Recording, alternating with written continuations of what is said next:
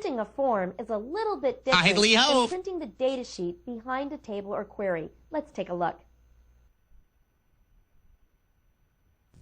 Begin by selecting Forms from the list of objects. You can see all of the existing forms.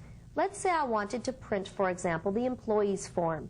I'm going to double-click to open the Employees form. Let's see what happens if I were to go to Print Preview. I click the Print Preview tool on the toolbar, and you can see that I'm actually printing out the Employees form itself. And as many employees as fit on one page appear within my printed report.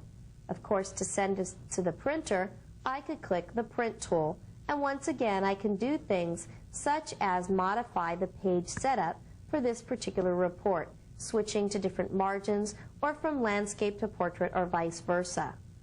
When I'm done printing or previewing, I can click Close. You see I was returned to the database window. I can go back into the form as normal, printing or print previewing whenever I'd like.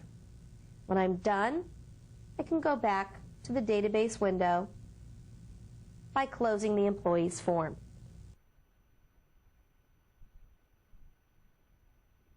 To polish off this section, let's take one quick additional look at the process of printing reports. I'm going to click Reports in the list of objects.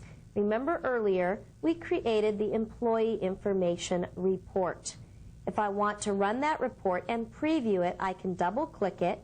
I can also preview it by clicking the Preview tool on the toolbar. Either of those will take me into preview mode for the report. I can also right-click the report in the list of objects, and I can select Print rather than Print Preview. When I select Print, that report was sent immediately out to the printer without going into preview mode first. You just learned how to print the various database objects that are included within your Access database. You learned how to print table data sheets as well as the data sheets behind queries. You also learned how to print forms.